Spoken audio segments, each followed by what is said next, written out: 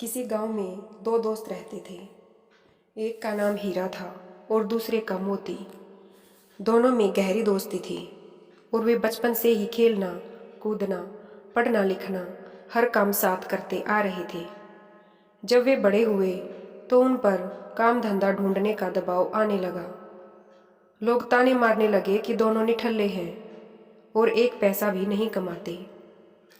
एक दिन दोनों ने विचार विमर्श करके शहर की ओर जाने का फैसला किया। अपने घर से रास्ते का खाना पीना लेकर दोनों भोर होते ही शहर की ओर चल पड़े।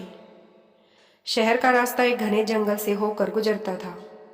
दोनों एक साथ अपनी मंजिल की ओर चले जा रहे थे। रास्ता लंबा था, सो उन्होंने एक पेड़ के नीचे विश्राम करने का फैसला किया। दोनों दोस्त विश्राम करने बैठे ही थे कि इतने में एक साधु वहां पर भागता हुआ आया। साधु तेजी से हाँफ रहा था और बेहद डरा हुआ था। मोती ने साधु से उसके डरने का कारण पूछा। साधु ने बताया कि आगे रास्ते में एक डायन है और उसे हराकर आगे बढ़ना बहुत मुश्किल है। मेरी मानो, तुम दोनों यहीं से वापस लौट जाओ। इतना कहकर साधु अपने रास्ते को लौट गया। हीरा और मोती साधु की बातों को सुनकर असमंजस में पड़ गए। दोनों आगे जाने से डर रहे थे। दोनों के मन में घर लौटने जाने का विचार आया, लेकिन लोगों के ताने सुनने के डर से उन्होंने आगे बढ़ने का निश्चय किया। आगे का रास्ता और भी घना था और वे दोनों बहुत डरे हुए भी थे। कुछ दूर और चलने के बाद उन्हें एक बड़ा सा थैला पड़ा हुआ दिखाई दिया। दोनों दोस्त डरते हुए उस थैले के पास पहुंचे। उसके अंदर उन्हें कुछ चमकता हुआ नजर आया। खोल कर देखा तो उनकी खुशी का ठिकाना ही न रहा। उस थैले में बहुत सारे सोने के सिक्के थे। सिक्के इतने अधिक थे कि दोनों की जिंदगी आसानी से पूरे ऐशो आराम से कट सकती थी। दोनों खुशी से झूम रहे थे। उन्हें अपने आगे बढ़ने के फैसले पर गर्व हो रहा था। साथ ही वे उस साधु का मजाक उड़ा रहे थे कि वह कितना मूर्ख था जो आगे जाने से डर गया। अब दोनों दोस्तों ने आपस में धन बांटने और साथ ही भोजन करने का निश्चय किया। दोनों एक पेड़ के नीचे बैठ गए। हीरा ने मोती से कहा कि वह आसपास के किसी कुएं से पानी लेकर आए ताकि भोजन आराम से किया जा सके। मोती पानी लेने के लिए चल पड़ा।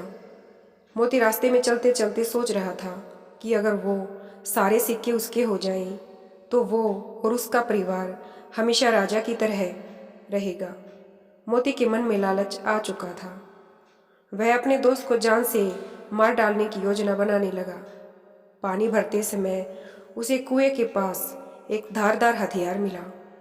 उसने सोचा कि वो इस हथियार से अपने दोस्त को मार देगा और गांव में कहेगा कि रास्ते में डाकुओं ने उन पर हमला किया था।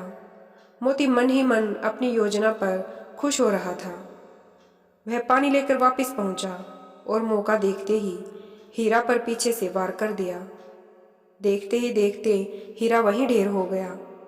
मोती अपना सामान और सोने के सिक्कों से भरा थैला लेकर वहां से वापस भागा। कुछ एक घंटे चलने के बाद वह एक जगह रुक गया। दोपहर हो चुकी थी और उसे बड़ी जोर की भूख लगाई थी। उसने अपनी पोटली खोली और बड़े चाव से खाना खाने लगा। लेकिन ये क्या, थोड़ा खाना खाते ही मोती के मुंह से खून आने लगा और वो तड़पने लगा। उसे एहसास हो चुका था कि जब वह पानी लेने गया था तभी हीरा ने उसके खाने में कोई जहरीली जंगली बूटी मिला दी थी। कुछ ही देर में उसकी भी तड़प तड़प कर मृत्यु हो गई।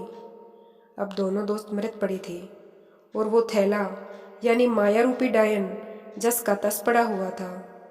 जी हाँ दोस्तों, उस साधु ने एकदम ठीक कहा था कि आगे डायन है। वो सिक्कों से भरा थैला उन दोनों दोस्तों के लिए डायन ही साबित हुआ। ना वो डायन रूपी थैला वहां होता, ना उनके मन में लालच आता और ना वे एक दूसरे की जान लेते। दोस्तों, यही जीवन का सच भी है। हम माया यानी धन दौलत संपदा एकत्रित करने में इतना उलझ जाते हैं कि अपने रिश्ते नातों को भुला देते हैं। माया रूपी डायन आज हर घर में बैठी है। इसी माया के चक्कर में इंसान हैवान बन बैठा है। हमें इस प्रेरक कहानी से सीख लेनी चाहिए कि हमें कभी भी पैसे को ज़रूरत से अधिक महत्व नहीं देना चाहिए और अपनी दोस्ती, अपने रिश्तों के बीच में कभी भी नहीं लाना चाहिए इसको। और हमारे पूर्वज भी तो कह गए हैं, माया के चक्कर में दोनों गए, न माया मिली न राम। इसलिए हमें हमेशा माया के लोभ व धन के लालच से बचना चाहिए और ज़्यादा ना सही पर कुछ समय भगवान की आराधना में ज़रूर लगाना चाहिए।